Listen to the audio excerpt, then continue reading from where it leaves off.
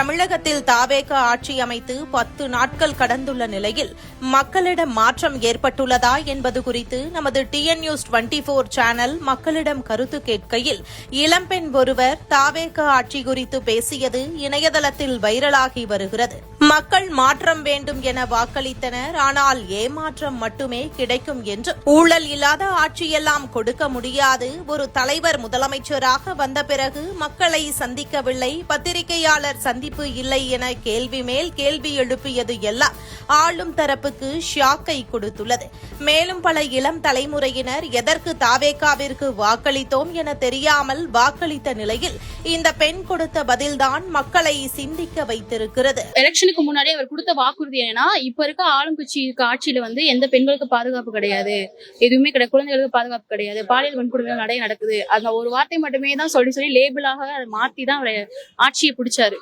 அவரோட சப்போர்ட்டர்ஸ் எல்லாமே சொல்றது எங்க அண்ணன் வந்தா பாதுகாப்பு எங்களுக்கு கிடைக்கும் அப்படின்னு நம்பி மட்டும்தான் அவருக்கு ஓட்டு போட்டு ஜெயிக்க வச்சிருக்காங்க. ஆனா அவர் ஆட்சி பொறுப்பேற்று இந்த 20-22 நாட்கள்ல மட்டுமே 30க்கும் மேற்பட்ட கொலைகள் நடந்திருக்கு, பாலியல் வன்கொடுமைகள் நடந்திருக்கு, மொத்தத்துல 30க்கும் மேற்பட்டது நடந்திருக்கு. இதை பார்க்கும்போது இப்பவுமே அவங்களுக்கு அரசியல் புரிதலே இல்லாம ஓட்டு போட்ட சில பேர் இவ்வளவு விஷயங்கள் நடந்ததுக்கு அப்புறமே அதை புரிஞ்சுக்காம இப்ப வரைக்கும் அவருக்கு சப்போர்ட்டா முட்டு கொடுத்துட்டு மட்டும்தான் இருக்காங்க. எப்போ இந்த தமிழ்நாட்டு மக்களுக்கு அரசியல் புரிதல் வரும்னு எனக்கு தெரியல. பெரியார் வளர்த்த பேரும் பிள்ளைகள்லாம் எங்க போனாங்கன்னு தெரியல. அவ்வளவு பேர் இருந்து அவர் அவ்வளவு பகுத்தறிவு கொடுத்து வளர்த்தாங்க. இந்த ஒரு வருஷத்துல இந்த பகுத்தறிவுலாம் காணாம போன மாதிரி தான் இருக்கு. இதுக்கப்புறமாவது மக்கள் அரசியல் புரிதலோட எது சரியானது எது தவறானதுன்றதை புரிஞ்சுக்கணும்னு நான் நினைக்கிறேன்.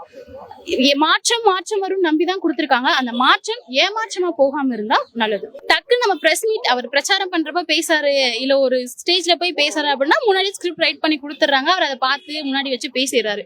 பிரஸ் மீட்னு போச்சு அப்படின்னாலே அட்டன் டைம்ல ஸ்பாட்ல கொஸ்டின் கேட்பாங்க. அதுக்கு ஆன்சர் தெரியணும்ல.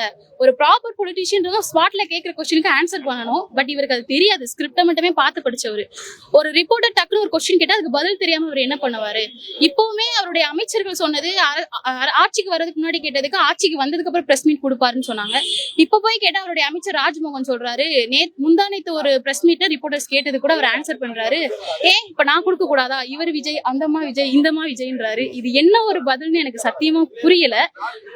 இதை ஃபர்ஸ்ட் புரிஞ்சுக்கோங்க. ஒரு பொலிட்டீஷியன் ஒரு சிஎம்ஏ ஆயிட்டாருங்க தமிழ்நாட்டுக்கு. இப்ப வரைக்கும் ரிப்போர்ட்டர்ஸ் மீட் பண்ணலன்னா எப்படிங்க அது? அவர் எப்படி ஒரு அரசியல்வாதியா மாறுவாரு?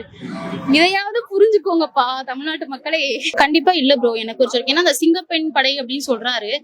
அதுவுமே இதுக்கு முன்னாடி டிஎம்கே ஆட்சியிலேயே பிங்க் கார் வச்சு ஒண்ணு பண்ணாங்க, பெண்கள் பாதுகாப்புக்காகவே பண்ணிருந்தாங்க.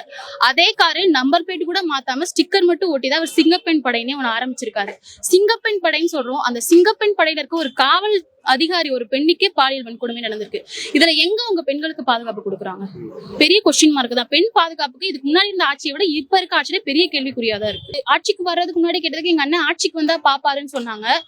ஜெயிச்சிட்டாரு, 108 தொகுதியில ஜெயிச்சிட்டாரு. சிஎம் ஆகுறதுக்கு அந்த 4 நாள் தள்ளி போனப்போ அப்ப நடந்த விஷயங்களுக்கு கேட்டப்போ எங்க அண்ணன் சேர்ல உட்கார்ந்ததுக்கு அப்புறம் கேட்பாரு. நாங்க உட்கார்ந்ததுக்கு அப்புறம் கேட்டா எல்லா பேருக்கும் எங்க அண்ணன் தனித்தனியா போய் பாதுகாப்பு கொடுக்க முடியுமான்னு சொல்றாங்க. மாற்றவரும் நம்பி போட்டாங்க. எப்போ டிஎம்கே ஆட்சியில நடக்கல, ஏடிஎம்கே ஆட்சியில நடக்கலன்னு கேள்வி கேட்டாங்களோ அப்பவே அவங்க மாற்றம் ஏமாற்றமா மாறிடுச்சு. அதை ஃபர்ஸ்ட் புரிஞ்சுக்கணும் அவங்க. அதுதான் இப்ப தேவை. இப்போ மின்துறையிலேயே மின்கட்டண துறையிலேயும் மொத்தமே ஏடிஎம்கே ஆட்சியில போகும்போது 1.22-32 லட்சமும் கடன் இருந்தது. இப்போ ஏடிஎம்கே ஆட்சியில அதுல இருந்து 1% கம்மியா தான் போயிருக்கு. கூடுதலா எந்த ஒரு கடனுமே வைக்கல. ஆனா நேத்து அவருடைய மின் வளர்ச்சித்துறை அமைச்சர் அவர் சொன்னதுல கிட்டத்தட்ட 3 லட்சம் கோடிக்கு கிட்ட கடன் இருக்குன்னு பொய்யா ரிப்போர்ட் கொடுக்குறாங்க. அது எப்படி மாற்றம் வரும், ஊழலை தடுக்க போறாங்கன்னு எனக்கு தெரியல. இதுக்கப்புறமாவது புரிஞ்சுக்கோங்க. அதுதான் இன்னும் 5 வருஷம். ஆனா கண்டிப்பா கஷ்டப்பட போறோம் ப்ரோ. இந்த 5 வருஷம் நம்ம எவ்வளவு வளர்ச்சி அடைஞ்சோமோ அந்த வளர்ச்சியை பின்தங்கி தான் நம்ம போக போறோம். மாற்றம் வரும் அப்படின்னா தமிழ்நாடு இன்னும் பின்தங்கி போகும். ஒரு 50 வருஷத்துக்கு முன்னாடி இருந்தது இந்த 5 வருஷத்துல கண்டிப்பா பின்தங்கி போகும். அந்த மாதிரி போயிரும் ப்ரோ.